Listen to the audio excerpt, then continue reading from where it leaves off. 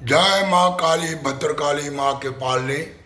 हे माते हे मातेश्वरी, गुनाह और खता बख्श, दुख और दलित दूर कर, सुख दे, शांति दे, समृद्धि दे, सत्य बुद्धि, सत्य भावना, सत्य विचार दे। ओम नमः नारायणी, ओम नमः नारायणी। तो आज की इस वीडियो के अंदर मैं आपको कुछ अलग हटकर धर्म के बारे में बताने जा रहा हूं। ये कुछ शास्त्र हैं मेरे पास, शिव पुराण, गरुड़ पुराण, स्कंद पुराण, नारद पुराण, वास्तु के रहस्य, फेंग शुई वास्तु, इसके बाद ये रामायण, मानसागरी, श्रीमद् भागवत गीता, और उसके बाद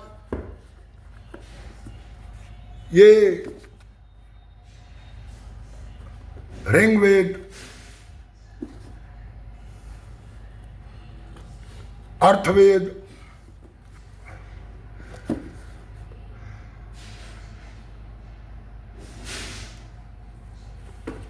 और ये ऋग्वेद का पार्ट 1। वैसे तो मेरे पास शिक्षा का भाव रहा,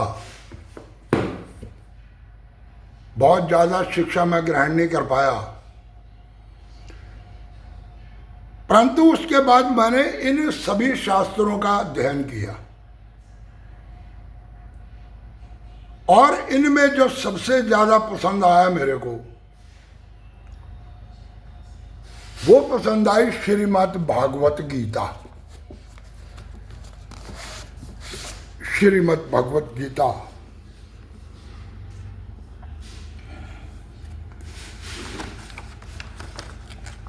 और इस भगवत गीता का जो पूरे हम सार की बात करने लगते हैं तो सार ये निकल कर आता है कि कर्म योग, मनुष्य का जब जीवन है तो कर्म तो करने पड़ेंगे। कर्मों के बंधन से इस संसार का हर एक प्राणी बंधा हुआ, और जीवन की वास्तविकता के रहस्य भी बताए गए। ये कुछ किताब ऐसी हैं, मैंने कई व्यक्तियों को गिफ्ट भी की। यह है रामायण, मानसागरी, और इसके अलावा कुछ ये हैं वास्तु शास्त्र और ज्योतिष, खगोल शास्त्र जिसे मैं मानता हूं, इनकी किताबें। इन सब की स्टडी करते रहे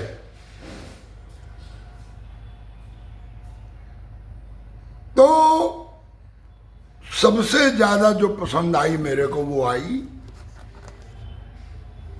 ये श्रीमद् भागवत गीता,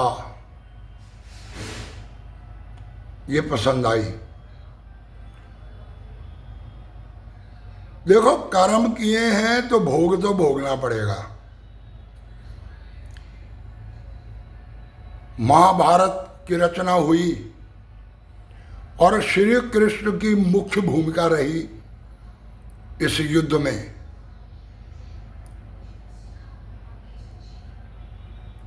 और पूरे कौरव पक्ष का संहार करवाने के बाद अर्जुन ने श्री कृष्ण से कहा कि हे कृष्ण,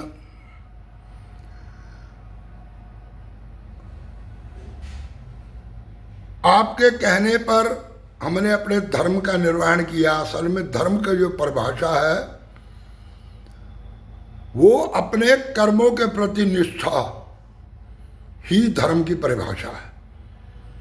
बाकी इस वक्त जो चल रहा है, हिंदू, मुसलमान, सिख, ईसाई, यहूदी, फलाना ढिगाना,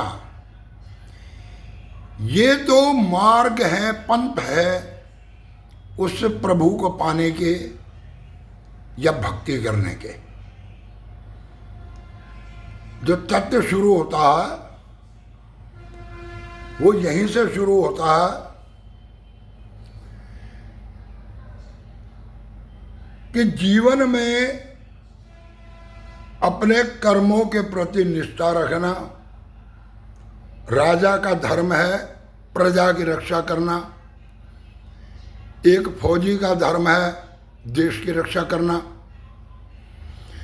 एक पुत्र का धर्म है अपने माता पिता की वृद्धावस्था में सेवा करना, माता पिता का धर्म है अपने बच्चों को परवरिश देना। तो सभी धर्म के बंधन से बंधे हुए हैं, क्योंकि हमारा शरीर जब प्राकृतिक कर्मों को नहीं छोड़ता तो सांसारिक कर्मों का त्याग हम कैसे कर सकते हैं। श्री कृष्ण ने, अर्जुन ने जब धनुष फेंक दिया तो एक विराट स्वरूप दिखाया, और उस विराट स्वरूप में उन्होंने ये कहा कि हे अर्जुन, ना जाने तूने कितनी बार इस संसार में जन्म लिया और मैंने कितनी बार लिया। फर्क यह है कि मुझे उन सब का बोध है और तुझे नहीं है। हे कृष्ण, जो मैं हूं वही तू है और जो तू है वही मैं हूं। उन्होंने अपने विराट स्वरूप में दिखाया कि ये पूरा ब्रह्मांड मुझ में समाया हुआ है और मैं इस ब्रह्मांड में समाया हुआ हूं, और तू भी ब्रह्मांड में है, इसलिए तू मुझ में है और मैं तुझ में हूं। और सत्य तो यही है। अब बात को तोड़ मरोड़ कर पेश किया जाए बात अलग है।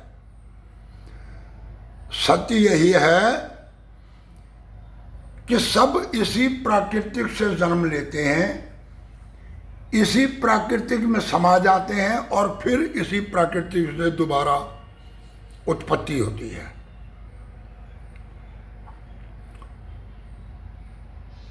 तो जो मैं आपको बता रहा था कि कौरव पक्ष का पूरा संहार करने के बाद पांचों पांडव ने कहा कि हे कृष्ण, हमें अब जिनका हमने संहार किया उनकी आत्माएं हर तरफ चीखती और चिल्लाती हुई नजर आती है, हम सो नहीं सकते।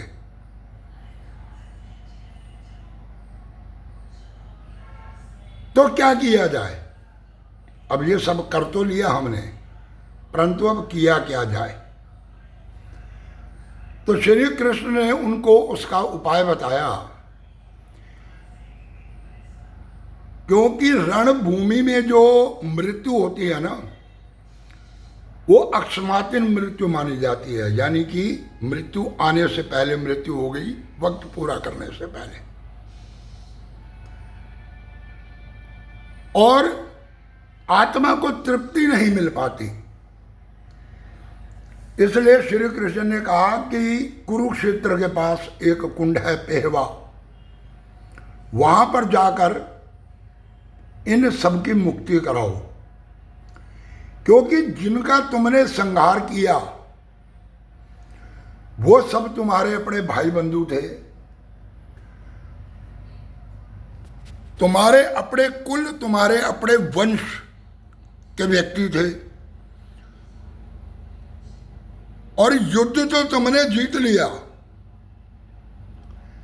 परंतु तुम्हारे हाथों से ब्रह्म यानी ब्राह्मण का कत्ल भी हुआ, गुरु का कत्ल भी हुआ, अपने चाचा ताऊ इनका भी कत्ल हुआ। तो अब उन सबके कत्ल का भोग भी तुम्हें भोगना है, और इन सबकी मुक्ति कराने का दायित्व भी तुम्हारे ऊपर है। इन सबकी मुक्ति तभी होगी जब उस कुंड में जाकर इनके नाम का पिंडदान करोगे। अब मैं इन सब चीजों को श्रीमद् भागवत गीता के साथ इस ज्योतिष को जोड़ता हूं। खगोल शास्त्र, ज्योतिष विज्ञान, ज्योतिष शास्त्र,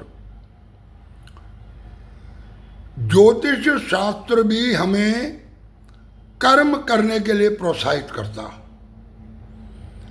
हमारे पास जो लोग आते हैं कि मैं ये काम करता हूँ, मैं वो काम करता हूँ, इसमें मैं प्रॉब्लम है, तो हम ग्रह और नक्षत्रों के अनुसार देखते हैं कि किस दोष से ये पीड़ित है। यानी कि पिछले जन्मों को, कर्मों को भोगते हुए आगे कर्म तो कर रहा, परंतु पिछले जन्म के कुछ कर्म या इसी जन्म में पिछले वक्त में किए हुए कर्म उसके आड़े आ रहे हैं जो उसने गलत किया। तो शास्त्रों में तो ये भी कहा जाता है कि ईश्वर की भक्ति करोगे तो उस भक्ति का फल मिलेगा। अब भक्ति क्या है? भक्ति इस प्रकृति, मानव सेवा, जीव जंतुओं की सेवा, माता पिता की सेवा, अपने राष्ट्र के प्रति, अपने देश के प्रति, अपने कर्मों का निर्वहन करते हुए अगर कुछ गलती होती है या इनका निर्वहन करते हुए भी आप लोगों से कुछ गलत हो जाता तो उसका भोग भी तुम्हें भोगना पड़ेगा। और अगर गलत चल रहे हो तो गलत तो है ही है, भोग तो उसका भोगेंगे भोगेंगे। जो बात मैं समझाना चाहता हूं बहुत ज्यादा है, वीडियो बहुत लंबी हो जाएगी। कल की वीडियो में इससे आगे की बात करेंगे कि इस संसार में, या यूं कहो कि इस पृथ्वी में, इस मृत्युलोक में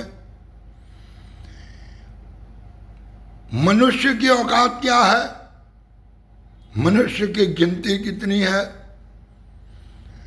और मनुष्य के अहंकार ने उसे कहां तक पहुंचा दिया। मौत के सौदागर बन गए आज के वक्त में सब। परमाणु बम, हथियार, विनाश, सीमाएं बना दी सीमाएं। कल करेंगे कुछ इस बारे में बात। तब तक के लिए जय भोलेनाथ की, जय श्री कृष्ण।